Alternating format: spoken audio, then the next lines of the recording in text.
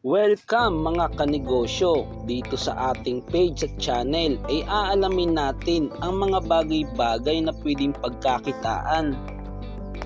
Lalo na sa panahon ngayon na mataas ang mga bilihin. Kaya ngayon ay aalamin natin kung ano ang mga pwedeng gawing negosyo. At ang tatalakayin natin ay ang pagpaparm o ang pag-aalaga ng isdang bangus. Kung magkano ang magagastos at kung magkano ang kikitain nito.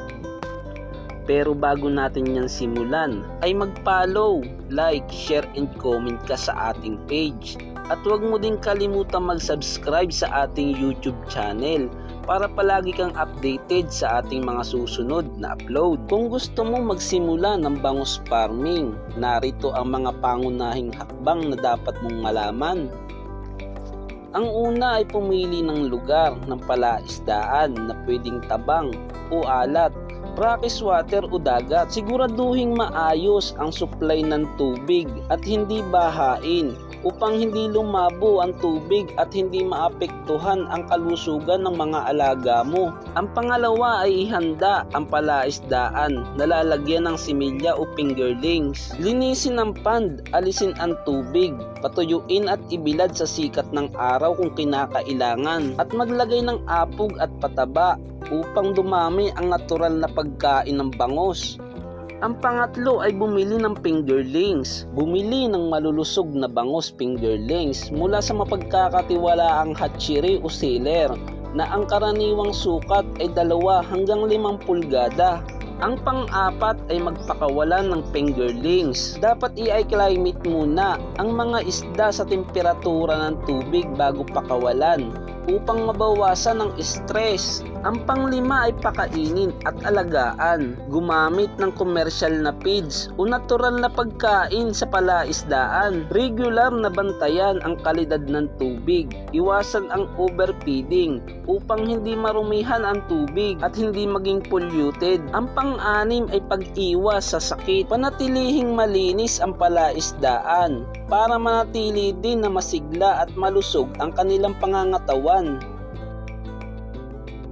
Ang pangpito ay ang pag-aani. Karaniwang inaani ang bangus pagkatapos ng 4 hanggang 6 na buwan. Kapag umabot na sa 3 guhit hanggang kalahating kilo o higit pa ang bawat isa. Halimbawa ng panimulang puhunan para sa maliit na operasyon na mayroong 1,000 fingerlings. Ang fingerlings ay mabibili mo ng 3 piso hanggang 8 piso. Kaya gagastos ka dito ng 3,000 hanggang 8,000 piso sa 1,000 piraso.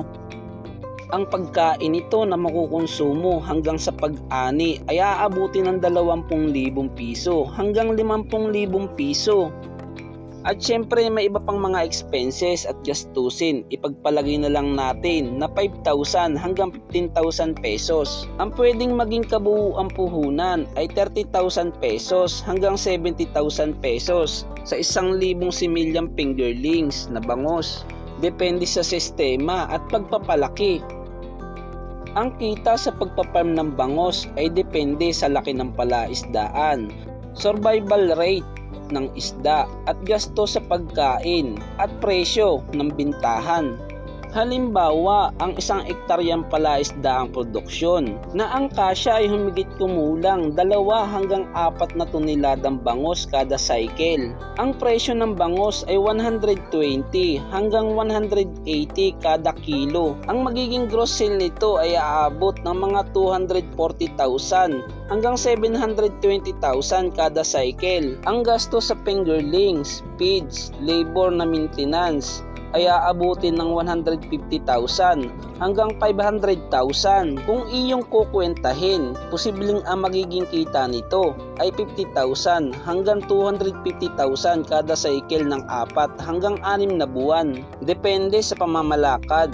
Mas mataas ang kita nito kung direkta kang nagbebenta sa palengke o restaurant at kung ikaw din na nagpoproseso ng mga produktong gaya ng daing bangus, boneless bangus, smoke bangus karaniwang mas malaki ang kita sa value-added product kaysa sa pagbebenta ng sariwang bangus. At hindi lang yan, dahil alam naman natin na napakaraming pwedeng gawing negosyo sa isdang bangus. Dahil napakaraming produkto ang pwedeng gawin sa isdang ito. At kung gusto mo pa ng mga idea para makapagsimula ng iyong negosyo, ay lagi mong panoorin ang ating mga video. Kaya naman huwag mong kalimutang mag-follow, like, share sa ating page at mag-subscribe na rin sa ating YouTube channel at pindutin ang notification bell para lagi kang updated sa ating mga susunod na upload.